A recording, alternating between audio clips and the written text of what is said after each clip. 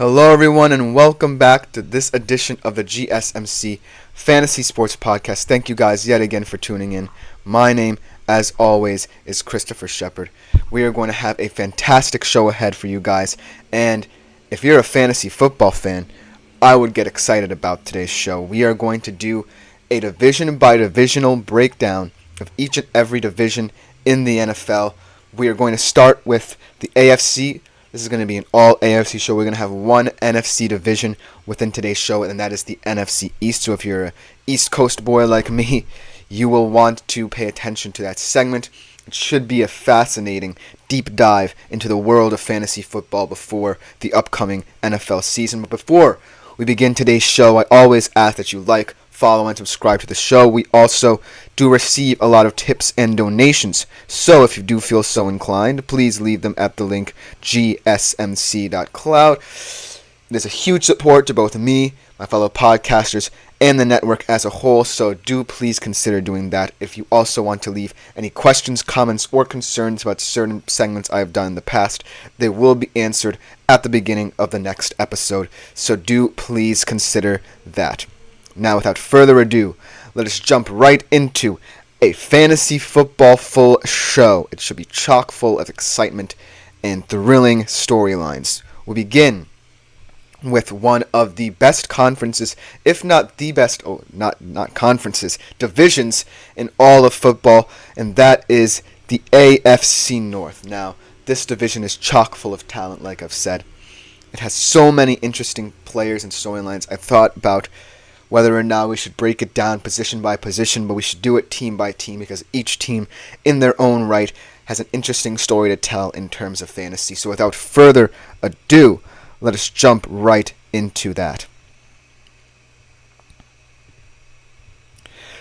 So let us begin with the divisional champions for the AFC North last year, an AFC championship runners-up, the Baltimore Ravens. They are now a much more interesting team, especially offensively, as they're continuing to build around their young QB, Lamar Jackson, who has completely transformed himself into a star. Last year had a breakout year, and the Ravens front office is going to say, what are we going to do to help this guy out even more? So let's just start off with Lamar Jackson. Last year, notable things for him: most attempts and completions with a new look offense, added young players, added veteran players at the wide receiver position, and so Lamar Jackson throwing the football looked more confident than ever. And so expect this year for him to exponentially become much better. I think he can be a top 5, if not top 3 fantasy QB for next season, just due to his dual threat ability and not just him rising in terms of throwing the football as well. Interesting stat: he has had no less than 764 rushing yards in every season since his rookie season, and 1,000 yards in back-to-back seasons over the past 2 years. And so, as you can see, Lamar Jackson definitely has the pedigree to become one of the preeminent fantasy quarterbacks for you guys. Now, his backfield running partner. Obviously, over the years, the Baltimore Ravens have viewed the running back position as a by-committee approach. They have had different guys come in and produce just because of the fact Lamar Jackson added so much potency to the rushing attack that they felt that they could rely on more mid-level running backs over the years to help Lamar and the rushing attack get going. But this year, it's a little bit different. They add Derrick Henry. He is up there in age, no doubt, but I still see him being one of those guys who's a second-round talent. Last year, I had him personally on my own fantasy team, and he didn't necessarily produce as much as I wanted him to, but that was a very difficult situation in Tennessee. We'll have to see how he progresses in Baltimore. This is the first kind of defined running back Baltimore has had in the Lamar Jackson era. So we're going to have to see how he's incorporated into this team. Now let's go to the receiving end of things. Look out for Zay Flowers. He's going to have a breakout year. He's going to be the number 1 receiver in the system for Lamar. And I do think that with 108 targets last year, that number is only going to go up. Mark Andrews, obviously, coming back from injuries, always one of the best fantasy tight ends in recent memory. Rashad Bateman, look out for him. He's got a fantastically strong build, fantastic aerial threat, can get those contested catches. And so it's a very crowded receiving group for Baltimore. So look for this Baltimore Ravens team to be one of the most exciting to look at in terms of fantasy prospects. Now, let's transition to another weird fantasy team out of the AFC North, and the Cleveland Browns. Obviously, last year, without Deshaun Watson making the playoffs, Joe Flacco had some fantastic fantasy performances if you streamed him last year. But now it is Deshaun Watson. And I must say, at least in terms of production, it has waned ever since he arrived in Cleveland. Obviously, with the Houston Texans, he was one of the top fantasy quarterbacks, but now not. But if there's any silver lining with him, it is that he is a good rusher. His rushing yards per attempt has not declined as much as people would think from Houston to Cleveland. He's still averaging 5.5 yards per carry. And so his ability to elevate the offense both with his legs for the Cleveland Browns is something to look at. Now, he does have one of the most established receivers in the entire division in Amari Cooper, a fantastic 1,000-yard receiver. You can guarantee him being one of the preeminent stars for them. No less than 15 fantasy points in the last 2 years for Amari Cooper, and he especially shown late in the year. Let's see if he can do it with Watson now as his starting QB.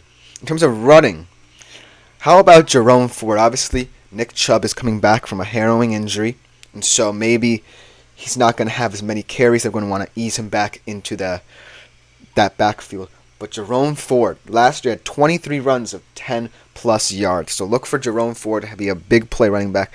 Could go in mid-third round, in my humble opinion, for someone looking for a solid backup running back option. And then let's talk about David Njoku. David Njoku is a fascinating tight end to look at because he really struggled a little bit with Deshaun, but under Joe Flacco, his star rose. He is a top 10 to 15 fantasy tight end, and we'll have to see how he pairs with Deshaun Watson or if his attempts go down, but he still is going to be one of the most dominant players in there. And with Flacco, he averaged just under 10 targets per game. That number I expect to go down, but still, he is going to be someone to watch. And ultimately, the Cleveland Browns, let's see how they do with Deshaun as their quarterback. That's the main question. Can Deshaun elevate the players around him so that they can perform not just in real life, but for you guys in fantasy? I'm looking for a lot of Browns players to go late second, mid-third round in a lot of fantasy drafts. Look for guys like Amari Cooper and David Njoku in PPR leagues. I think that Deshaun Watson will want to spread the wealth around with them. Also, he just got Jerry Jeudy into that system. I forgot about him. He has never had a 1,000-yard season, so let's see how Deshaun Watson tries to include him into this offense. But ultimately, the Cleveland Browns are going to be a fascinating team to look at. Let's look at a team that, had Joe Burrow not been injured last year, could very well have been the fourth team from the AFC North, and every single team from this division would have made it. The Cincinnati Bengals. Obviously, when Joe Burrow is healthy, he is one of the best fantasy quarterbacks in the NFL. When he plays 16 games, he has averaged over 15 points. He only averaged 15.31 fantasy points last year, but that was mainly due to the injury. So, the big thing for Joe Burrow is remaining healthy. If he stays upright, he is going to be one of the best fantasy performers. Now let's go to his receiving core, one of the best in the league. Obviously, a lot of sticky contract situations to deal with, but he still has both Jamar Chase and T. Higgins, at least for a couple more years. Jamar Chase, look for him to be one of the best fantasy wide receivers yet again. He has averaged 14 fantasy points per game each season ever since he stepped into the league. And then T. Higgins, the question about him, how do you view him? Do you want to draft him later in the fantasy drafts, like late third, early fourth, or do you consider him a wide receiver one? It's up to how the Bengals offense operates and how Joe Burrow sees them and uses them. But that's the big question for them. At the tight end position for them, there's a lot of questions. I don't really see anyone emerging over the past couple of years. Hayden Hurst had a couple bright spots last year, but now he's gone. Drew Sample had a couple good games, but ultimately, most of their receiving threat and the receiving talent, fantasy-wise, stems from that two-headed monster of Jamar Chase and T. Higgins. And last but not least, let's go to the team that's always intriguing. A lot of storylines surrounding this team, especially this year. With the Pittsburgh Steelers, obviously we don't necessarily know who their quarterback is going to be. Is it going to be Russell? Is it going to be Justin? If it's Russell Wilson, I think you should take him later. If it's Justin Fields, I think you should take him higher, actually, because of the fact he's more mobile, and it's still very early in his career, and he can be utilized in so many different ways in that offensive system. But the guy who I'm really expecting to have another nice season is Najee Harris. Every season of his career, he's had no less than 1,000 yards and 7 touchdowns. So I expect that Najee Harris is going to be the bell cow for this offense. Him and Jalen Warren competing for different touches. I think that Najee Harris will especially help whichever QB emerges from this competition. And so look out for him. And last but not least, let's talk about George Pickens. 1,140 yards in his sophomore season. 63 receptions. The question with him is his attitude issues. We saw it last year a little bit. If he fully buys into what the Steelers and Mike Tomlin are doing, I think he's going to have another fantastic breakout season. So that will just about do it for this AFC North Fantasy Preview. We fit a lot in. These 4 teams there are brimming with talent. I wanted to touch on every single team. But coming up next, we are going to transition to the AFC East. That is another division that has a lot of different questions surrounding it. Who will I decide for you to roster? That is the big question. We will be right back to talk about that after the break.